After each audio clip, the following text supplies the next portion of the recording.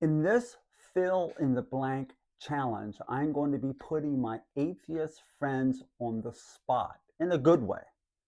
For those atheists who think they have positive, objective proof for what they believe, they will meet the challenge, I'm sure. But if you don't have positive evidence, you will be unable to fill in the blank.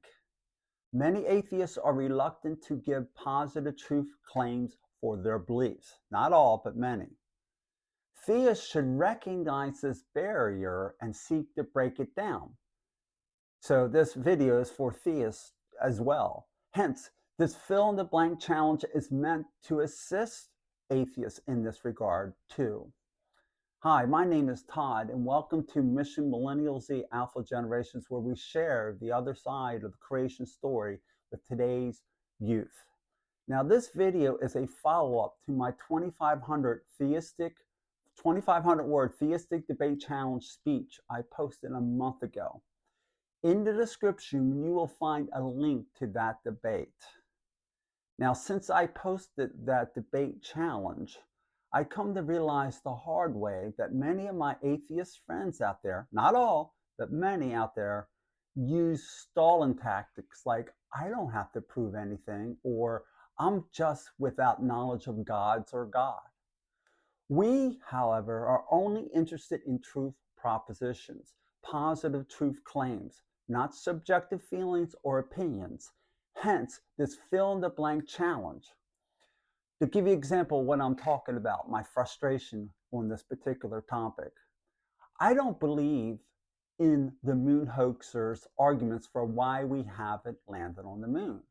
But I just don't disbelieve their arguments and say, I am without knowledge of God, of good arguments for not having landed on the moon. That's not enough. I have positive arguments for why we did land on the moon. And I freely share them because I have the truth and it exposes the moon hoaxers' lies. So let's get into the challenge. And I'm going to start off this challenge, this fill in the blank challenge, with a question. The most fundamental question ever asked, if you ask me, by Gottfried Wilhelm Leibniz. The first question that should be asked is, why is there something rather than nothing? Now, that's what I'm asking about, and I'm going to be breaking down why there's something rather than nothing into two somethings that need to be explained. And here are the two somethings. Present scientific data points towards what? Being the best explanation for the origin of the universe and intelligent life. So those are the two things, the origin of the universe and intelligent life. There could not be intelligent life unless we had a universe for intelligent life to thrive and evolve, or whatever you want to call it. We couldn't have that. So what is ultimately responsible for the origin of the universe is also ultimately responsible for intelligent life. Now notice how upfront I am with this question. I'll fill in the blank before I ask my atheist comrades here to fill in the blank. Present scientific data, and when I say present scientific data, I'm going to be in my debate speech, my first 2,500 word debate speech that I posted in the video, the aforementioned video.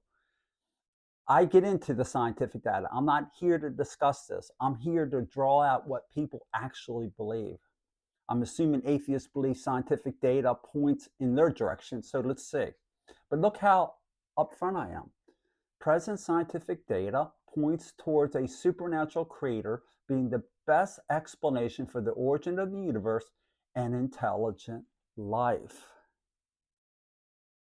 So what will my atheist friends put in the blank? Well, let me fill in the blank with some of the things I've heard atheist scientists say. Present scientific data points towards literally nothing evolving being the best explanation for the origin of the universe and intelligent life. Richard Dawkins and numerous other ones will use words to this effect. That's nothing exploded in the Big Bang, right? Nothing exploded and gave us everything. Literally nothing, uncaused, exploded in this Big Bang that created all time, space, matter, and energy and so forth. So that's what some would fill in the blank with. Now, how about this one? Present scientific data points towards an unstable nothing being the best explanation for the origin of the universe and intelligent life. Now, Lawrence Krauss actually answered Leibniz's question, why is there something rather than nothing? Because nothing was unstable, he said. Now, I get into why that is a nonsensical answer in my debate speech. I'm not going to cover it here. That's not the purpose of this theistic fill in the blank challenge. The purpose is not to argue which one makes more sense, but do you have something that you think makes more sense than what we have? That's the question. Are you going to be able to fill in the blank? Let's try another one. Present scientific data points towards the universe creating itself being the best explanation for the origin of the universe and intelligent life. That got cut off there, the intelligent life here on the slide. But people like Stephen Hawking have said this. Because there's a law such as gravity, the universe can and will create itself from nothing, Stephen Hawking said. Now we get into in my debate speech, I cover his statement and why that is incoherent. So there's another one that some of you out there who don't believe the universe began to exist might put into the blank here, so to speak. Present scientific data points toward an eternal bouncing universe being the best explanation for the origin of the universe and intelligent life. Now, not many scientists, the majority of scientists don't believe the universe is past eternal, but you might believe it was just a expansion and crunching and expansion and crunching, and we owe the origin of this universe is because of a previous one that it bounced from.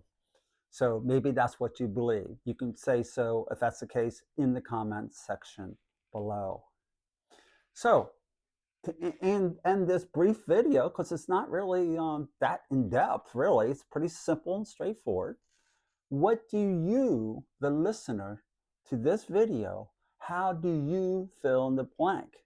Present scientific data points towards what being the best explanation for the origin of the universe and intelligent life. Now, be advised that once you fill in that blank, once you fill in the blank with something, now you have territory to defend.